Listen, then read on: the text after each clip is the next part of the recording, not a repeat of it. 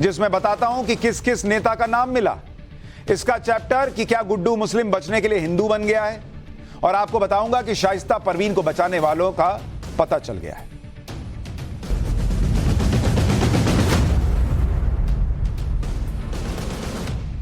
अतीक अहमद तो मिट्टी में मिल चुका है, लेकिन उससे जुड़े हुए लोगों के कई ऐसे राज हैं जो अब सामने आ रहे हैं।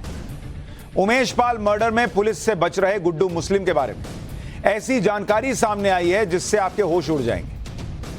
गुड्डू मुस्लिम और शाइस्ता ये दो कैरेक्टर हैं जिनसे जुड़े हुए कई राज हैं जो अब तक सामने नहीं आए, खुले नहीं हैं ये राज, लेकिन अब धीरे धीरे खुलासे हो रहे हैं। खास तौर पर गुड्डू मुस्लिम के बारे में जो जानकारी मिली है, जिसे सुनकर अगर या जिसको जानकर अगर अतीक जिंदा होता तो वो खुद भी शॉक्ड रह जाता। अतीक अहमद, अतीक की पीठ के पीछे गुड्डू मुस्लिम क्या क्या कर रहा था आज आपको ये बताऊंगा। अतीक तो नहीं है, सुनता तो वो भी शॉक्ड रह जाता। अतीक अहमद गैंग का सबसे शातिर और खतरनाक मेंबर गुड्डू मुस्लिम ही था, और जिस गुड्डू मुस्लिम की बात कर रहा हूं 5 लाख रुपए का इनाम होने के बाद भी गुड्डू मुस्लिम अभी तक पुलिस से बचा हुआ है। गुड्डू मुस्लिम पुलिस से बचने के लिए अपना हुलिया और नाम तक बदल रहा है। यह भी कहा जा रहा है कि गुड्डू मुस्लिम ने पुलिस से बचने के लिए धर्म परिवर्तन करा लिया है।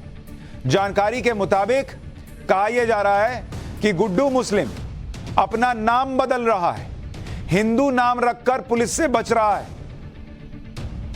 गुड्डू मुस्लिम ने बबलू, सुरेंद्र कुमार, संदीप कुमार नाम रखे और पुलिस से बचने के लिए दाढ़ी बढ़ा ली है। कहा जा रहा है कि गुड्डू मुस्लिम हनुमान चालीसा भी जानता है, गायत्री मंत्र भी जानता है, कि कल को कोई पकड़ ले और कहे कि तुम तो गुड्डू मुस्लिम लग रहे हो जी। अरे क्या बात है, हम हिंदू हैं, देखिए हनुमान चालीसा पढ़ के सुनाते हैं, सुनिए गायत्री मंत्र सुनाते हैं। ये सब हथकंडा अपना रहा है। मंदिर या गुरुद्वारे में भी छिपा हो सकता है, ये भी सोर्सेस कह रहे हैं। यानी गुड्डू मुस्लिम बचने के लिए अब धर्म का भी सहारा ले रहा है। गुड्डू मुस्लिम के बारे में पाठशाला में मैंने आपको बताया था कि वो 1 नंबर का धोखेबाज है, और अब गुड्डू मुस्लिम को लेकर एक नया खुलासा हुआ है।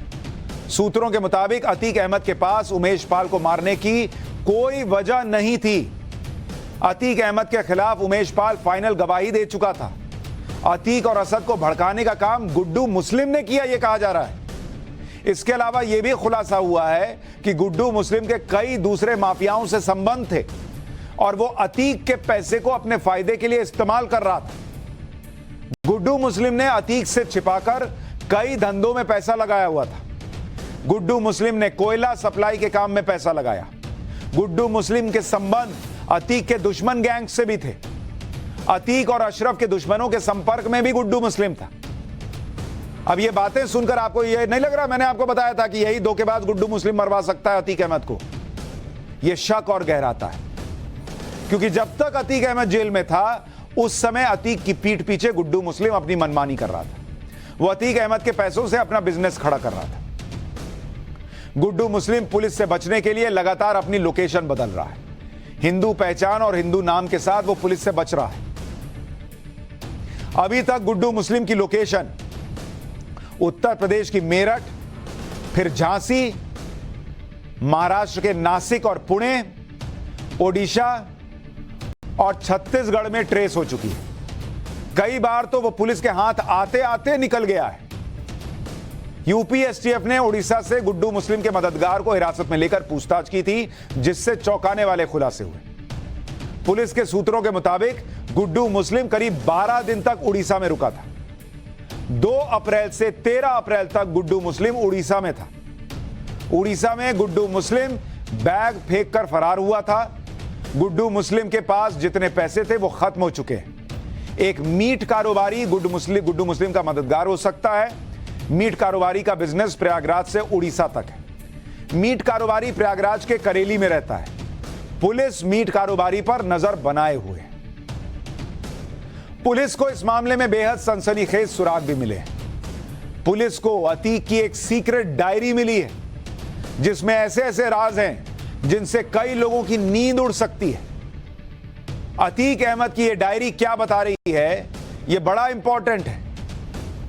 डायरी में अतीक के मददगारों के नाम है बताया जा रहा है। सभी मददगारों के फोन नंबर लिखे हैं, रियल स्टेट होटल कारोबार की डिटेल लिखी है। 5 राज्यों में बेनामी कंपनियों का जिक्र है। गुजरात, मध्य प्रदेश, राजस्थान, महाराष्ट्र और दिल्ली में इसका बिजनेस फैला है। अतीक की फर्जी कंपनियों का जिक्र भी इस डायरी में है। शेल कंपनियों से करोड़ों के लेन देन का जिक्र है। कुछ लोग तो यह भी कह रहे हैं कि इसमें कुछ नेताओं के नाम भी मिल सकते हैं, और इसलिए कई लोगों की नींद उड़ गई है यह सुनकर कि अतीक की गुप्त डायरी पुलिस के हाथ लग गई है। अतीक अहमद की डायरी की जानकारियों के आधार पर पुलिस अब अतीक के मददगारों की पहचान कर रही है। पुलिस सूत्रों के मुताबिक इस डायरी में अतीक गैंग के मेंबर्स के नाम और फोन नंबर भी दर्ज है। अतीक अहमद के ससुर के घर में तलाशी के दौरान अतीक अहमद की कुछ पुरानी तस्वीरें भी मिली हैं। इन तस्वीरों में अतीक अहमद सलाखों के पीछे दिख रहा है। जेल में बंद अतीक अहमद की ये तस्वीरें कब की हैं इसका पता नहीं चल पाया, लेकिन जेल में भी फोटो खिंचा रहा है।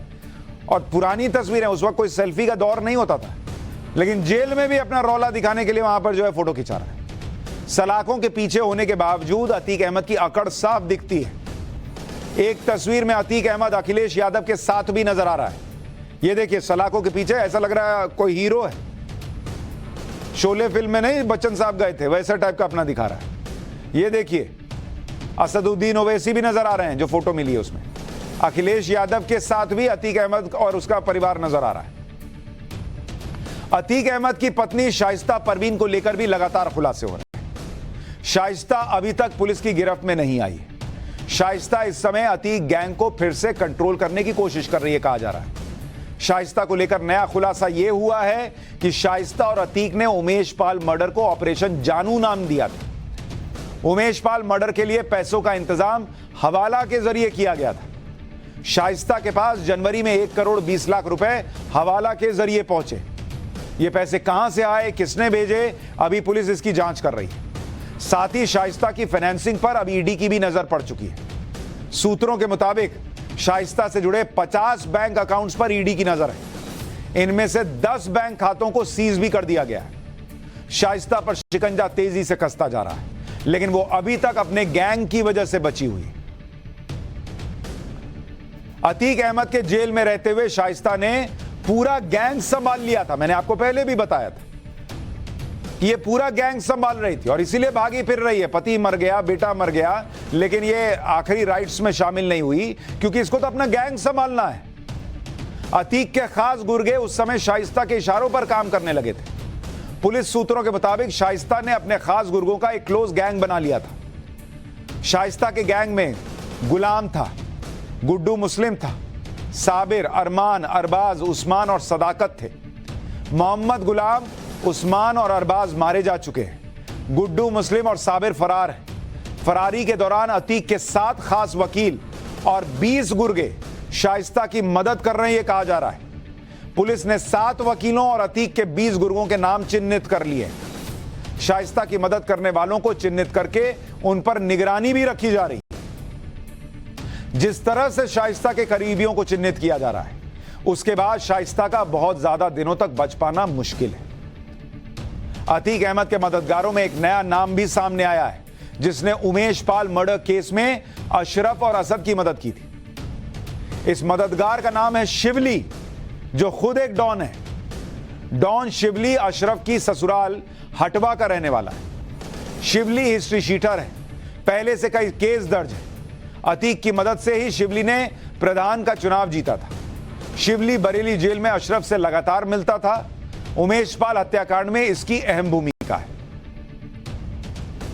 अतीक अहमद तो अपने अंजाम तक पहुंच गया है। उसके गुर्गों का हिसाब भी लगातार हो रहा है। प्रयागराज में अतीक अहमद के करीबी रिजवान अहमद की संपत्ति पर आज बुलडोजर चला है, क्योंकि योगी आदित्यनाथ पहले ही कह चुके हैं कि भैया ये रुकने वाला नहीं है। रिजवान अहमद के बारे में कहा जाता है कि वो अतीक का करीबी सहयोगी था। उसने अतीक की शह पर कई जमीनों पर अवैध कब्जा किया था। धूमनगंज में ऐसी ही एक जमीन पर बने निर्माण को बुलडोजर से गिरा दिया गया, और यही सब वजह है कि आज यूपी में माफिया थर-थर कांप रहा है। माफिया पर योगी सरकार के एक्शन का यह खौफ है कि उत्तर प्रदेश में आए दिन गैंगस्टर और बदमाश सरेंडर कर रहे हैं। तस्वीरें संभल की दिखाता हूं। जहां एक गैंगस्टर ने हाथ में पोस्टर लेकर थाने में सरेंडर कर दिया। इस पोस्टर पे लिखा हुआ था कि साहब मुझे गोली मत मारना, मैं गैंगस्टर हूं, अपराधी हूं, गैंगस्टर एक्ट का, साहब मुझे गिरफ्तार कर लो। तो एक तरफ मुख्यमंत्री योगी आदित्यनाथ का मॉडल है, यूपी में माफिया को मिट्टी में मिलाया जा रहा है, अतीक का खात्मा हो गया, मुख्तार जैसे माफिया बाहर आने से डर रहे हैं।